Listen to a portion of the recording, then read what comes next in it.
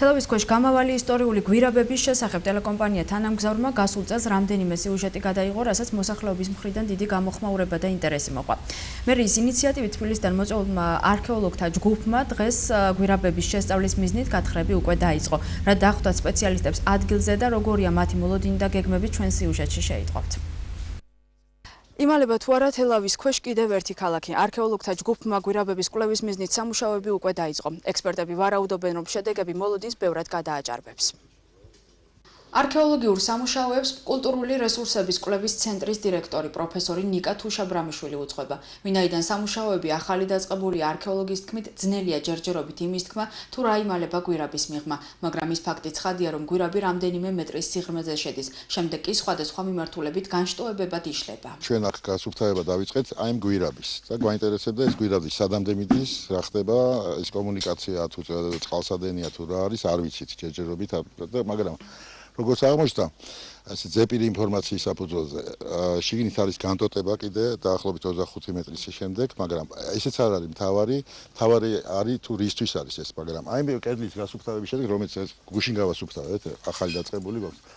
გამოჩნდა რამდენიმე სამშენებლო დონე და ძალიან ისეთი უცნაური წყობა, როგორც არ არის თელავში, როგორც ჩანს, ამას აქვს გაგრძელება იქითა მიმართულებითაც, ასევე აქეთა მიმართულებითაც და აი ეს გვირაბი არის პრაქტიკულად ერთ-ერთი დეტალია, რომელსაც გავარკვევთ რა ფუნქცია ჰქონდა და რისთვის იყო.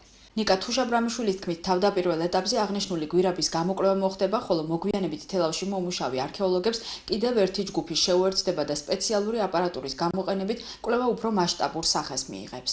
როცა გავასუფთავებთ შესასვლელს და შევალთ ამ გვირაბში, ეს იყო ჩვენი თავიდან მიზანი.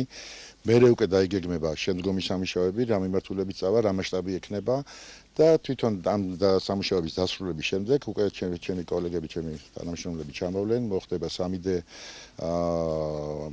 რეკონსტრუქცია, როგორც გვირაბის, ასევე ამ წინაფართობის, ასევე რადარით გადამოწმება თუ რა მიმართულებით მიდის და სკანერებით გადამოწმება რა მიმართულებით მიდის ეს გვირაბები, ეს უკვე მოხდება ზემოდან და ასევე აეროფოტოებიდან. მერის კულტურის სამსახურის ძეგლთა დაცვის სპეციალისტი ვახტანგ გაგნიძე აცხადებს, რომ თელავისთვის აღნიშნულ სამუშაოებს ძალიან დიდი მნიშვნელობა აქვს, როგორც არქეოლოგიური კუთხით, ასევე ტურისტული მიმართულებით. სამუშაოების სრულობა უკვე დაიწყო და მოლოდინს გადააჭარბა პირველივე დღეს. იმიტომ რომ გამოჩნდა ძალიან საინტერესო რამე, თელავისთვის ძალიან უჩვეულო გალავნის რაღაც ფრაგმენტი, რომელიც ჩართულია ეზოების შემოსაზღვრელ გალავნებში. საპირე წყობა ამჟამად არის მორღვეული, მაგრამ წაკითხვა შეიძლება და ეს სადღაც მივყევართ უფრო მე-13-მე-14 საუკუნემდე.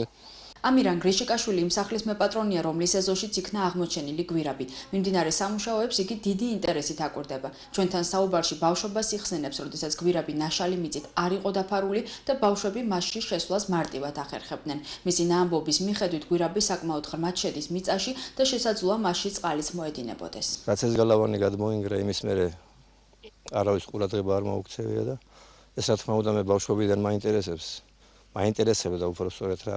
სადღაც 65-იან წლებში მეზობლის ბიჭები გვაინტერესებდა, შევძლებოდით ხოლმე რაღაცა და ჩირაღდანებით შევდიოდით ხოლმე რაღაცა და იქ წყლის ხმა მოდიოდა რაღაცა.